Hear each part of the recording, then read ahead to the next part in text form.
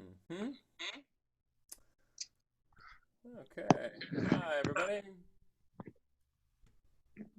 Mm-hmm.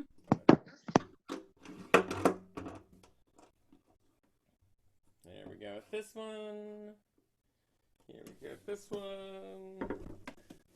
I got a little bit of a late start. My son it's his birthday today, so we had to go out for donuts already this morning. Turns out drive-through donuts are a thing. I had forgotten that part.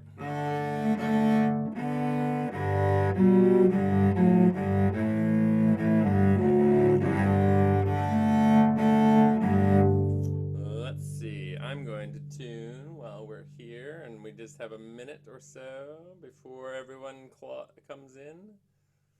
There we go.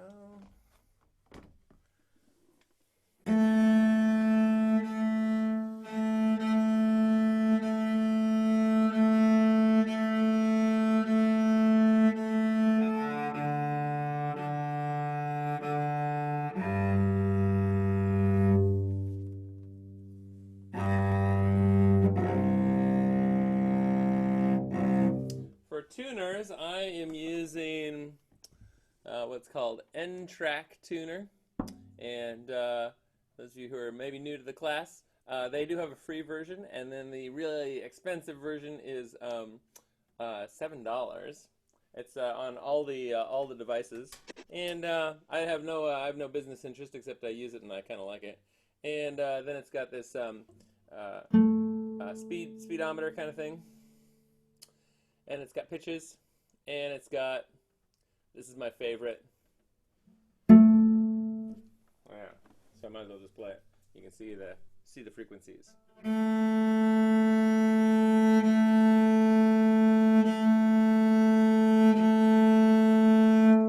you got all those notes in there. Those are all the harmonics and all those little lines. The bottom one is the pitch that you actually hear. I'm gonna put it in and then B.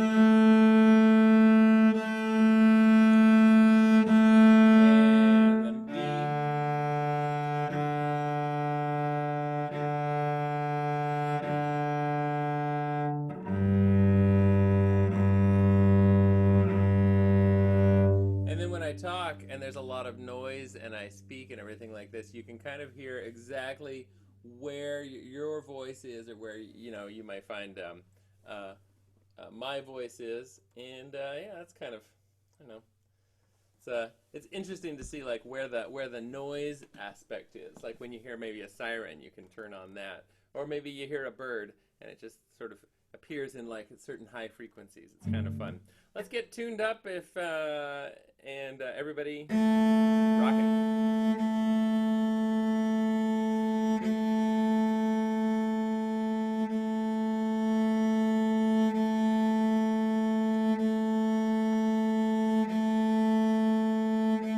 And more.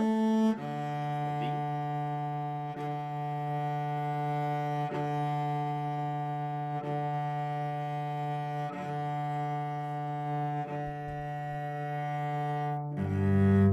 Well, let me turn up the speakers just a little bit.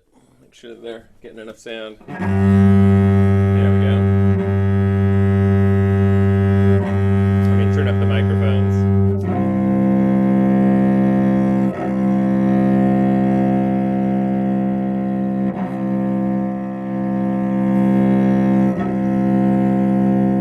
Okay, yesterday was all about C minor scales and things like that. I'd like to do a little bit of that, but then I'd like to, and then we did the double stops things. I'd like to get back into the improvisation stuff that we did on Friday. So first off, let's get ourselves into C minor. Let me share the screen. Here we are, and there's the end of that. Here we are. If I just click on this little bit and move this down over here, there we go. Excellent. And then I think I'm going to pin my video on here so you can see all the planes. Here we go. Ready? So here is E minor. I'm going to start over here at this low 2, I'm at high 2, stretched out. It's going to look like this, and let's play it. And now F sharp, G, A, B, C sharp. Now this time I'm going to go up to 4th position, and it's a first finger on the G string, and E2, F sharp 4. It's the same as if you're in half position. G1, A2, B4, C sharp 1, D sharp 3, E4, that's second line. Coming back down, 2D, C1, right by my pointer, B4, A2, G1, and I had to stretch back for that one. Then I'm going to go up here, F sharp 4, E2, D1, C4, B3, A1, G open, F sharp 4, and E2. Now, let me head back into the class, and let's do both versions. Let's do both versions of this. We'll play the D sharp, E, and F sharp here, and the D sharp, E, and F sharp here. Let's start up here in the 4th position, and the thumb is up here in the corner, and the D is kind of high, higher than normal. All right, so let's try that. D sharp. Good. Now take your elbow and just sort of wiggle it around like that. Good. There we go. Let the whole hand move with it. Now second finger E. Excellent. And now F sharp. Now do you hear that? There it is. What that is that's called a wolf note, and that is the frequency where the whole instrument vibrates. The whole thing just kind of says, whoa, I'm going to make this sound. And I have a little wolf eliminator. It's sort of like a basically just a weight, and it seems to not be doing the job right now. So let me see if I can fix that a little bit. Okay, this one screws on, and I'm going to move it so that I can get it to work maybe just a little bit better. And I'm not sure where it is. It's where it fits best.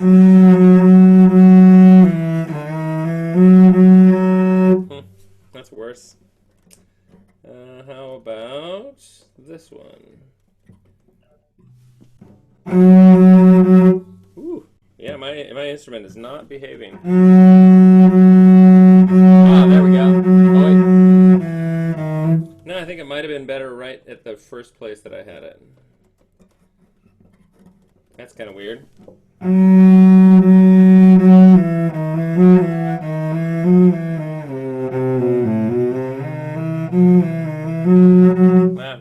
Anyway, it's called a wolf, and every instrument has it, and the really good instruments have it really bad. So student instruments, I've noticed, don't have it quite so much, and you may be lucky right now. But as you get into maybe you say like, oh, I want to get serious about cello, and you find yourself getting an instrument that's like even better, you know, like your favorite instrument in the world, you might discover that it also has like a wolf that kind of goes, and you have to sort of work around that. So for mine, it's on an F sharp, but on other instruments, it might be on an E or an F.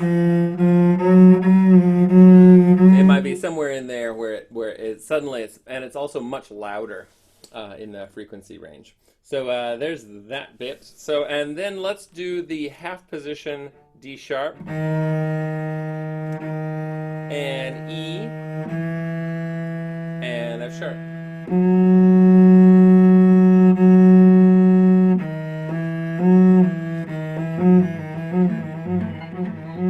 Go ahead and try them out. Oh, this is the half position one.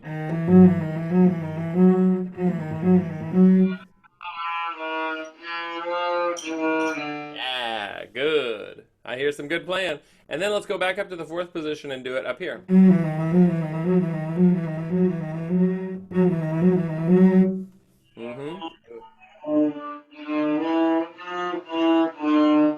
That's what we want. Yeah, that's great. Okay, cool. So this is going to be somewhat of a shortened lesson today because I've got to see my kids off for the birthday stuff, and so we'll probably cut off at 9:20. So with that, as that 10 or 12 minutes that we have left, I would like to do some improvisation. Okay, I'd like to see if we can play along with something. Now, last time, Lucy and I think Ivan had some really great music that they came up with, and I was wondering if someone else would like to try coming up with like a repeated musical idea that seems interesting. Anybody want to raise your hand and try out some stuff?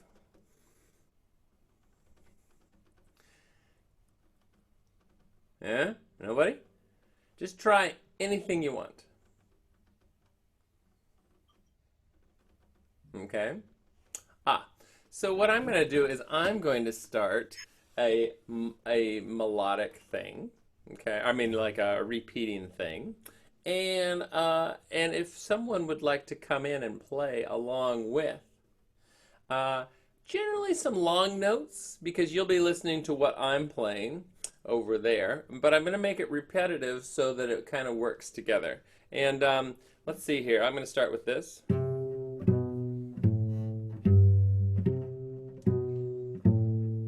Now you can hear me, right? Raise your hand if you can. Good. All right. Excellent. Now I'm just going to keep this thing going just like this. Uh-huh. Ah, I see somebody playing along. Would this be Dennis Poon's child? Yeah? Would you like to play something? Will you turn on your microphone and will you play along with? This will be kind of fun. You can play the same thing. Cole's about ready too. Okay? Now, try out some things. Mm-hmm.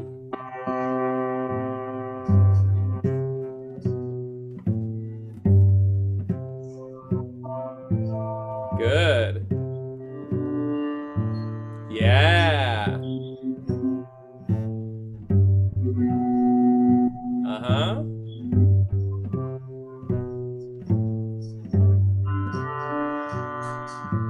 Good. Uh-huh. Yeah, those long notes are working nicely for you. Now try, if you will, this will be kind of fun. I'm going to change the notes, and will you play notes from that same E minor scale? I'll sort of call upon you to try something new, which means try lots of E's and B's and G's, and then all of the scale notes in between from the scale that we've just worked on. Now I'm going to change it. Okay, and this is going to continue, and you just play the notes from the E minor scale. You can play high or low. Yeah.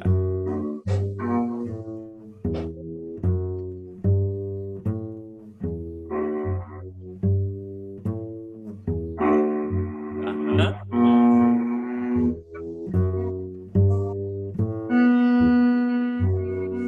There, that's a nice one. Yeah.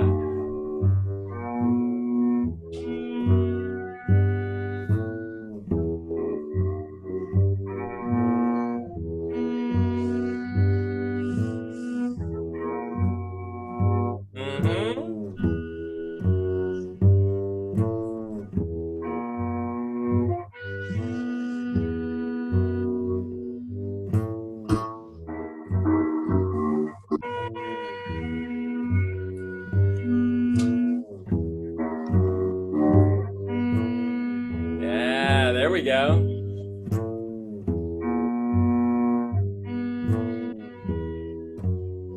That's great.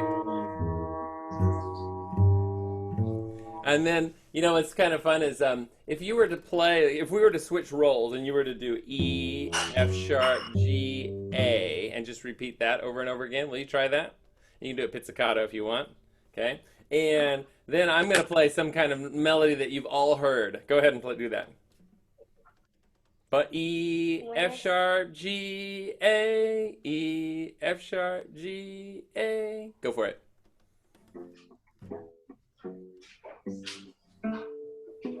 Ready? Here we go. Listen to this. Yeah, keep going.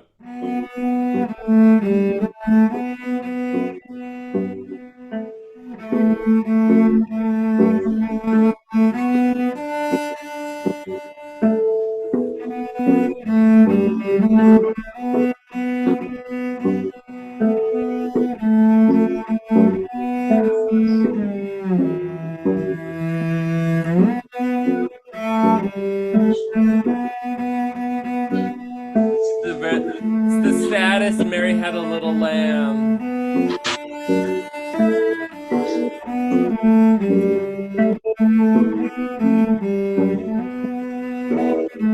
Yeah.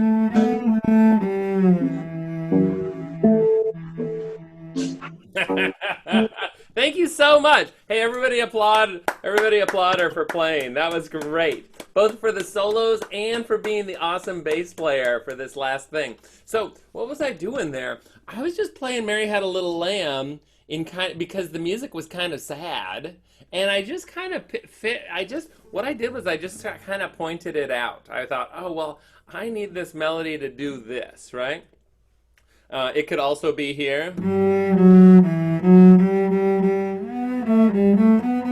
You can find like, and your inner ear is telling you with that repeated do, do, do, do, all the things that you can do. Would anyone else like to try it?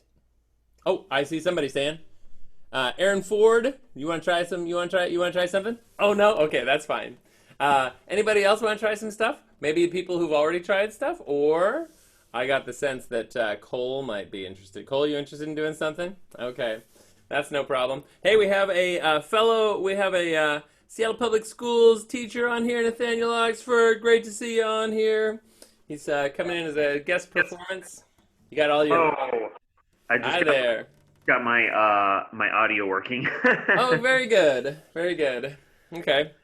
Yeah, outstanding. So we're just doing a little bit of improvisation. Oh, Ivan's got his hand raised. I'm going to have to leave you, Nathaniel. Go ahead, Ivan. What you got? I have a question. Yes. Uh, is there any time that Seattle Public Schools is supposed to start for you guys? I have no answers for that because I'm not affiliated with Seattle Public Schools. What school district are you in, Ivan? I'm in South Dakota. Oh, South Dakota, right. Okay, yeah, I'm really glad that your parents reached out. So we are closed for the school year. Normally we would get out in June 18th was the original ending date, but now they're looking at the fall, from what I understand. So is that true, Mr. Oxford? Yeah. Yeah. So we're just there are school of things going on. Some teachers have classes and are working out ways with students. Are you finding in South Dakota that you have some school work to do and everything like that? That's good. That's great. All right. So yeah. So what I'd like to do is let's see here. Let's try. Hey, Barbara, you and you also study with me. Would you like to come up with a repeated musical idea upon which someone might like to improv? All right, she's gonna try it.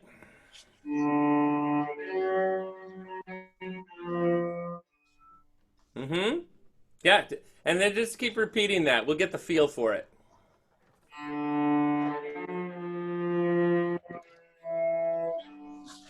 Okay, yeah. Uh-huh. Good. Now keep that going, and I'm gonna fit something over it.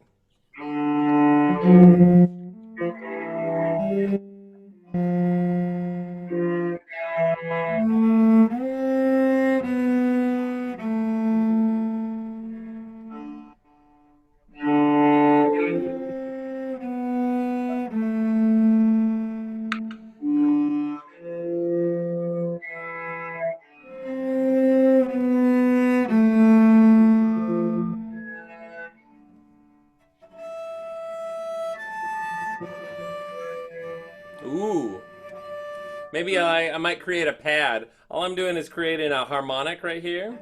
Keep going, Barbara. You're doing great.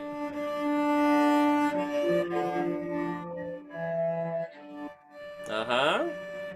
Now, everybody take your first finger and put it down here on this, well, everybody. Barbara's going to keep playing this thing. And what we want is the harmonic that would normally be on your G, on your fourth finger. If you have tape, it's on your third tape. And you just touch the string.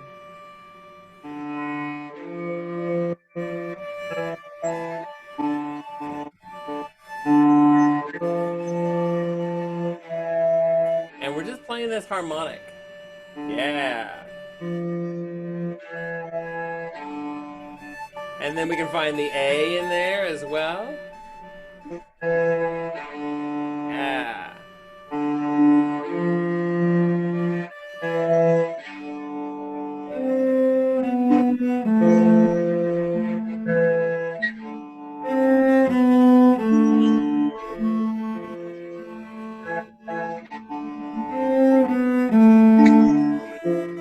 And keep the harmonic going, everybody. Lucy's doing a good job. Kayla, go for it.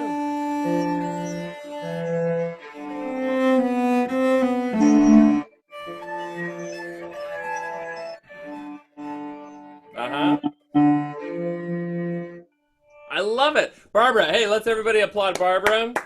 Yeah, super job, everybody. And as well, all of you for trying out that new harmonic. Just to review, what I'm doing there is I'm just touching the string on the fourth note up. And that is that's the harmonic that is 2 octaves above. If you cut it in half, it's 1 octave. Here's the midpoint of the string length, and I'm touching it. And that makes the harmonic an octave. And then if I want to cut it in 4, there's this note and this note over here. Okay, so what I'm doing is I'm creating equal lengths here, here, here, and there for the and when you have a length of string that's that long, it's going to ring this D. Okay, so that's just a review on that. And then I decided to just do a melody once we had the pad. That's one of the valuable things that you may find yourself doing if you ever play on a video game score or for a film score. You might find yourself playing lots and lots of these kinds of pads because strings don't need to breathe. And there might be music that just like is emotional and it creates an undercurrent, and strings are especially good at that. Yeah, that's really super. Question?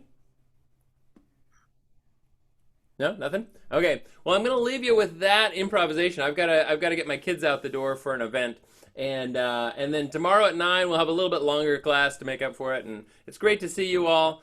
Fantastic work. Tell all your friends, and we'll see you tomorrow. Bye.